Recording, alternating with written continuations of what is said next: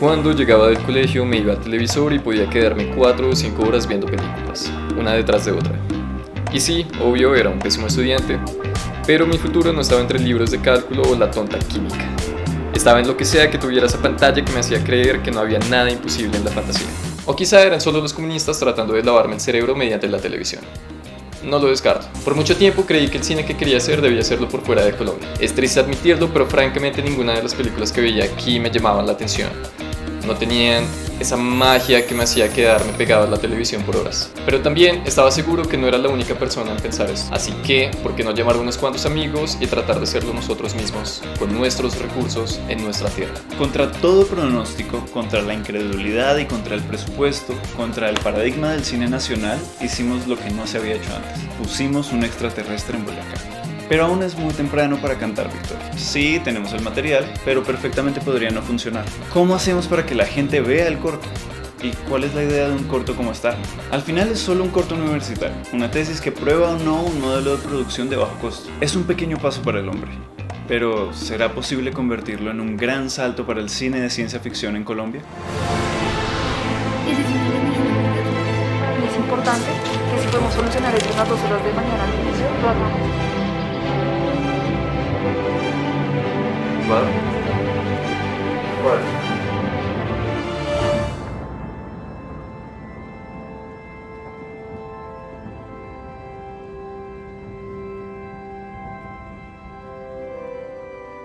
Dicen que hay 3 momentos de escritura en una película: el guión, el rodaje y el montaje. En el rodaje tuvimos que cambiar varias cosas del guión por las condiciones de la filmación.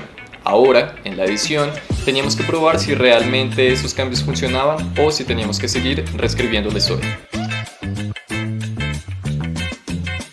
Como teníamos un storyboard, hacer un primer corte fue relativamente sencillo. Solamente pegamos todo como estaba planeado y veíamos que tanto funcionaba. Nos dimos cuenta que la historia se entendía, pero teníamos un problema de ritmo que hacía que el corto fuera muy largo. Duraba unos 26 minutos. La solución fue cortar muchas acciones de los personajes. Pero todas las escenas que hicimos los últimos días en Munguí eran prácticamente insalvables. Las escenas estaban resueltas en un plano y no teníamos material al cual cortar para acelerar las acciones. Pero hubo un problema mayor. Había una escena que duraba 1 minuto y medio, que estaba completamente mal grabada porque ese día la hicimos con afanes. Bueno, Pablo, ¿qué opinas de la situación? La situación está crítica, bastante. ¿Y tú, Simón? Está bien crítica, está bien difícil. Y tuvimos problemas técnicos que hacían que la escena se sintiera fea. Y pensamos, ¿qué tal si la eliminamos? Era una escena muy emotiva de un flashback en el que veíamos a Vox el día que se daba cuenta que su papá iba a morir y que no podía hacer nada para salvarlo. En el guión funcionaba muy bien, en el rodaje no tanto y en la edición sobraba. Pero nosotros conocíamos muy bien la historia y no podíamos confiar en nuestro propio juicio. Entonces, para saber si el conflicto interno de Vox de la culpa por la muerte de su padre se entendía, hicimos un focus group. Le mostramos el corto sin esa escena a varias personas conocidas y desconocidas, les dimos un cuestionario y la mayoría entendía por qué Vox hacía lo que hacía. Entonces eliminamos la escena y dejamos un corte final de menos de 20 minutos sin hacer cambios drásticos al guión. La edición de sonido, por otro lado, no fue tan fluida, empezando porque no conocemos ningún robot alienígena. Todos los sonidos de este personaje teníamos que inventar. Para eso, Diego utilizó una mezcla de Foley y sonidos sacados de bibliotecas de sonido. El reto principal era que pareciera que el cosmonauta hablaba, como R2-D2 en Star Wars. Después de oprimir mucho a Diego, laboralmente funcionó. Pero hubo un problema. El traje del cosmonauta era de cuero y el cuero suena mucho. Así que en varias de las escenas en las que Vox habla y el cosmonauta se mueve, el sonido queda sucio por el ruido del cuero rozando la espuma. Eso nos obligó a hacer algo que en general no es muy chévere de hacer: ADR. El ADR es cuando el actor dobla sus diálogos sobre la imagen. Quedan limpios, pero pueden quedar muy limpios. Y hacer que los actores entren en la espontaneidad del día del rodaje desde una sala de grabación es muy difícil. ¿Estás listo, Diego? Ya está listo. A ver, dale, acción. Eso es todo, amigo. Mientras tanto, los dejo con un poco de música. Bien, vamos a hacer otra. Rara vez compagina esa grabación con la del sonido directo, pero era eso o que se escuchara el traje de cuero. Y sacrificar la verosimilitud no era una opción, así que la moraleja es: húyele al cuero. Finalmente, una de las partes de las que más orgulloso me siento: la colorización. El mayor reto... No hay tiempo de hablar del color. Está muy chévere el color, pero más bien hable de los VFX, ¿sí? Todo bien. Gracias, Juan.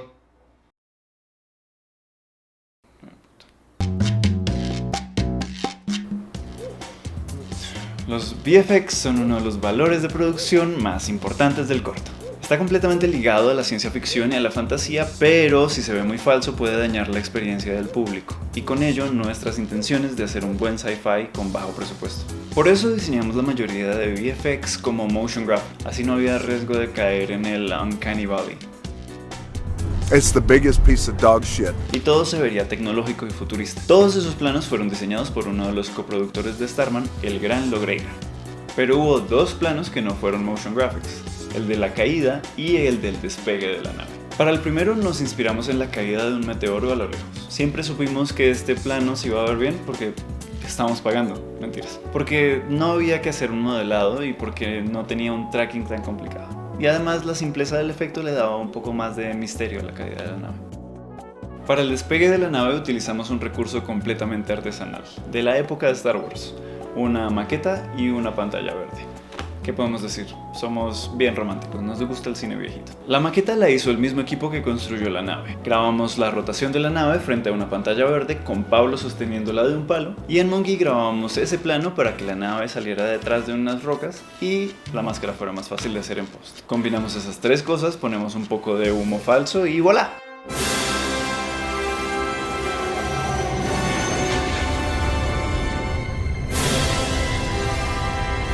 Para mí, eso es cine.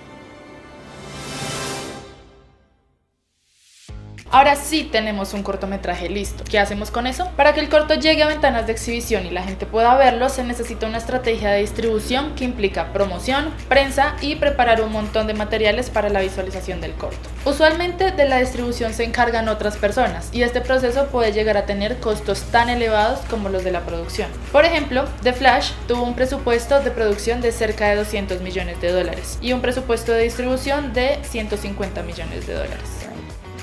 Ok, eso es mucha plata y muchas veces no vale la pena contratar un distribuidor para un corto, pero no hacerlo también significa perder algunas oportunidades por falta de conocimiento y contacto, y que si haces la distribución por tu cuenta vas a tener que trabajar mucho en ello.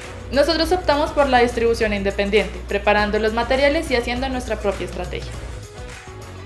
Hay muchos materiales que preparar, como copias de proyección en H264, .mov, DCPs, también subtítulos, listas de diálogos, kits de prensa, stills de producción y el póster, al menos por tener lo básico.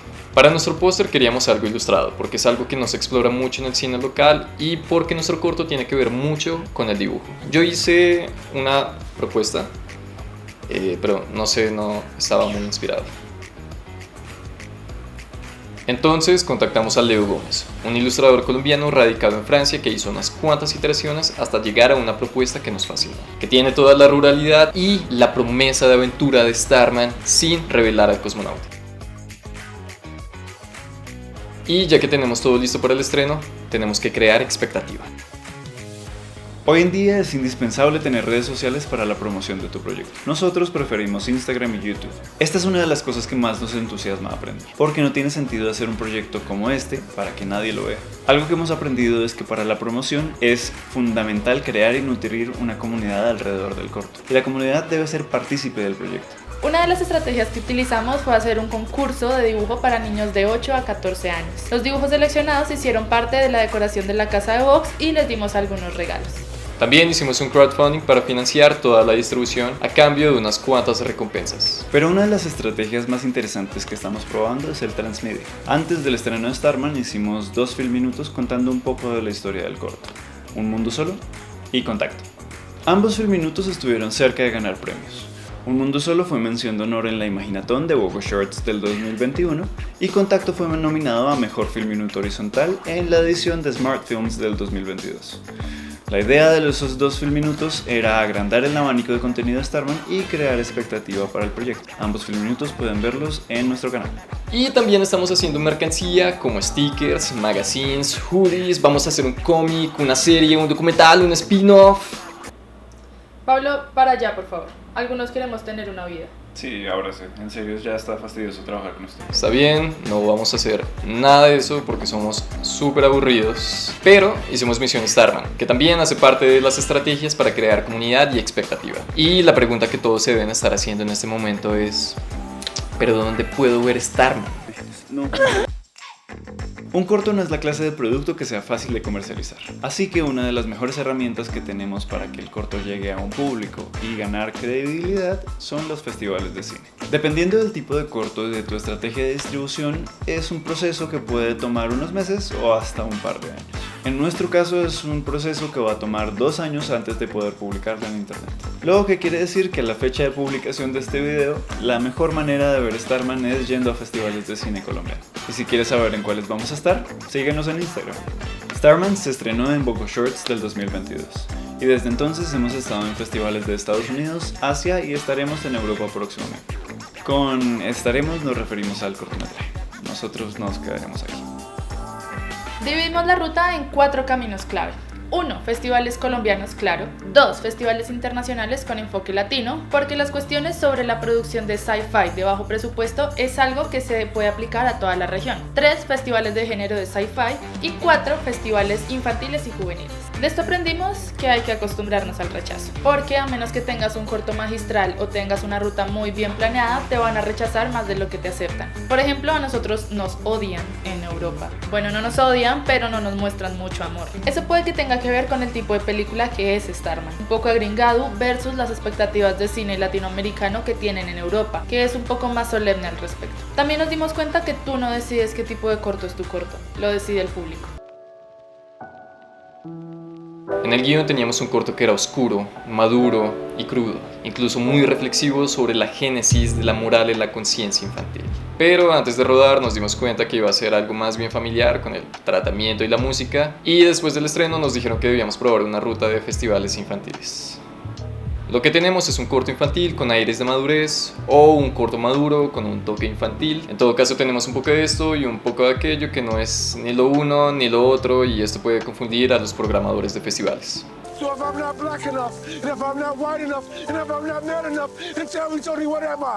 Al final hemos descubierto que es un corto disfrutable para distintas audiencias, pero eso no quiere decir que deje de existir un problema de tono en el corto, y ese es uno de los errores principales que cometimos. O quizás no fue un error. La mezcla tonal es algo muy complicado de hacer. ¿Cómo le hablas a los niños en una capa y a los adultos en otra? Esto es algo que hace Pixar a la perfección y también es algo que hicieron nuestros principales referentes. Lo hizo Spielberg con E.T. y lo hizo Spike Jonze con Where the Wild Things Are. Pixar y Spielberg son maestros totales y entienden tanto de este medio que pueden destilar una comunicación empática con muchos tipos de audiencias. Pero Where the Wild Things Are es una película que sufrió mucho de esta falta de claridad tonal en la distribución. La película era una adaptación de un clasicazo de la literatura infantil, así que Warner trató de vendérsela a los niños, pero tenía un tratamiento tan maduro e introspectivo que no fue bien recibida. Y como se supone que era una película infantil, los adultos tampoco fueron a verla. La película es hermosa así como es una obra de arte, pero a menos que estés lavando plata, el arte es un negocio muy arriesgado.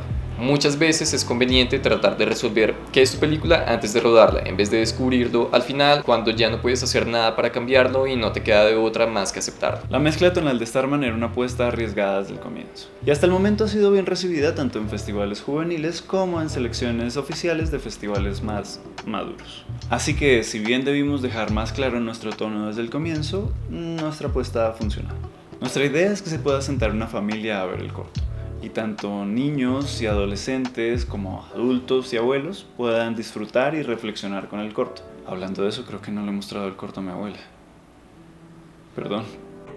Arriba la esperanza, abuelita. Hacer un corto no es nada fácil, y aventurarse a hacer algo que no tiene precedentes en Colombia es aún más complicado. Esta misión se trataba de ver qué tan lejos podíamos llegar y aún así caer de pie, porque hay mucho aún que explorar en el cine colombiano y estamos ansiosos por descubrir nuevos territorios narrativos. Pero en cuanto a Starman, eso es todo. Emprenderemos nuevas misiones, con nuevos retos, nuevas fronteras y nuevos proyectos, y ustedes podrán verlo aquí también. Una parte de mí cree que esta misión Starman nunca nos correspondió a nosotros. Nosotros apenas hicimos la prueba del modelo de producción de bajo costo, pero a lo mejor no seamos nosotros los que traigan la magia y la fantasía a las pantallas, ni los que creen nuevos mundos en nuestro país, ni los que hagan soñar a la gente con un cine de ciencia ficción colombiano de verdad. Es un pequeño paso para el hombre, pero ¿será posible convertirlo en un gran salto para el cine de ciencia ficción en Colombia? Esta es tu misión, si decides aceptarla.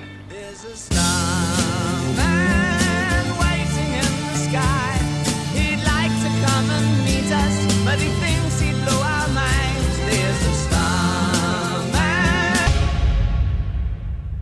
Si quieres ver todo Misión Starman, aquí te dejamos todos los episodios. Y si quieres saber sobre nuestra próxima misión, suscríbete y dale like. Y asegúrate de seguirnos en nuestras redes sociales para saber más de este y otros proyectos de CDH y mi colectivo. Por ahora, eso es todo, amigos.